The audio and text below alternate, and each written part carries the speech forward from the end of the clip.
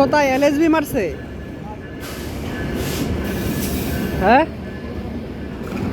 LSB দিল কবে ভাই? এলএসবি দিল কবে একতায়?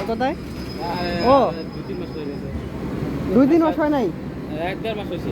1 মাসের মতো হয়েছে, 1 মাসের কম। দেখেন আপনি কাদায়া একতা এক্সপ্রেস টঙ্গী জংশনে বিশ্ব ইজতেমা উপলক্ষে যাত্রা বিরতি দিল